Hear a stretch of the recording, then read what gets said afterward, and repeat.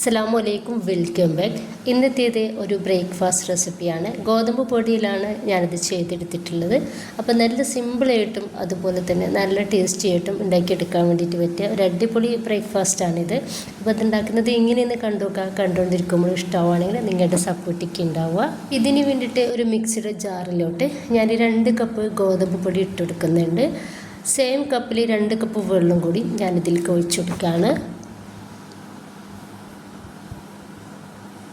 ഇതിലോട്ട് 1 table spoon പഞ്ചസാരയും ഇതിലോട്ട് ആവശ്യത്തിനുള്ള ഉപ്പും നമുക്കിതിലേക്ക് ചേർത്ത് കൊടുക്കാം. ഇനിയിപ്പോൾ നന്നായിട്ട് ഫൈൻ പേസ്റ്റ് ആക്കിയിട്ട് നമുക്കിതൊന്ന് അരച്ചെടുക്കാം. ഇതിന് നല്ലൊരു കളർ കിട്ടാൻ വേണ്ടിയിട്ടാണ് നമ്മൾ പഞ്ചസാര ചേർക്കുന്നത്. ഞാനിത് അരച്ചെടുത്തിട്ടുണ്ട്.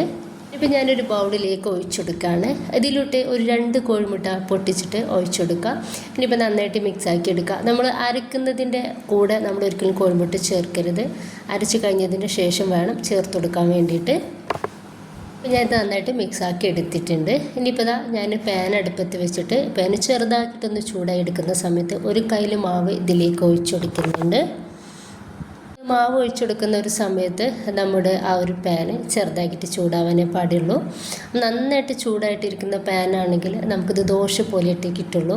ബബിൾസൊക്കെ വന്നിട്ട് ദോശൻ്റെ പോലെയിട്ട് ആയിരിക്കും. ഇനിയിപ്പോൾ നമ്മൾ നന്നായിട്ടൊന്ന് ഡ്രൈ ആയിട്ട് കിട്ടിയൊരു സമയത്ത് സൈഡിൽ നിന്നൊക്കെ ഇതുപോലെ ഒന്ന് വിടിവിച്ചെടുക്കുക. ഇനിയിപ്പോൾ നമുക്ക് ഇതൊന്ന് മറിച്ചിട്ടെടുക്കാം. മറിച്ചിട്ട് കൊടുത്തതിന് ശേഷം നമ്മൾ തീ മീഡിയം ഫ്ലെയിമിലേക്ക് മാറ്റി കൊടുക്കാവുന്നതാണ്.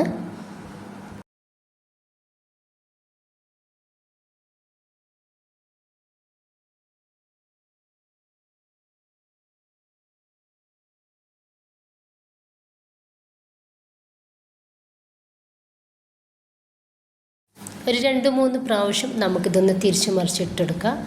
ഇപ്പോൾ ഇത് നന്നായിട്ടൊന്ന് പൊങ്ങി വരുന്നുണ്ട്.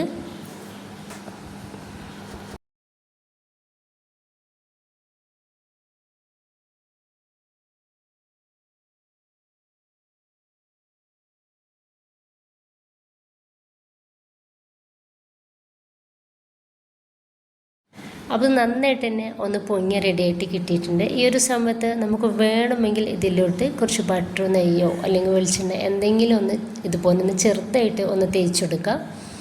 അപ്പോൾ നമ്മളിത് കറിയൊന്നും ഇല്ലാണ്ട് കഴിക്കുന്നത് കൊണ്ടിട്ട് തന്നെ നല്ല ടേസ്റ്റ് ഉണ്ടാവും. അപ്പോൾ ഇതുകൂടി ആകുമ്പോൾ ഒന്നുകൂടി ഒരു ടേസ്റ്റ് കൂടും. അപ്പോൾ ബാക്കി കൂടി ഞാനിതുപോലെ ചെയ്തെടുക്കുന്നുണ്ട്. അപ്പോൾ എല്ലാവരും ഉണ്ടാക്കി നോക്കുക. നല്ല ടേസ്റ്റാണ്. നമുക്ക് ചായയുടെ കൂടെയൊക്കെ കഴിക്കാൻ വേണ്ടിയിട്ട് നല്ല ടേസ്റ്റാണിത്. അപ്പോൾ വെറുതെ നമുക്ക് ഇത് ചായയുടെ കൂടെയൊക്കെ കടിച്ച് കഴിക്കാവുന്നതേ ഉള്ളൂ. അപ്പോൾ എല്ലാവരും ഉണ്ടാക്കി നോക്കുക. എനിക്ക് ഇഷ്ടമായിട്ടുണ്ടെങ്കിൽ നിങ്ങളുടെ സപ്പോർട്ടൊക്കെ ഉണ്ടാവുക. ഇൻഷാ അല്ലാഹ്. ഓക്കെ.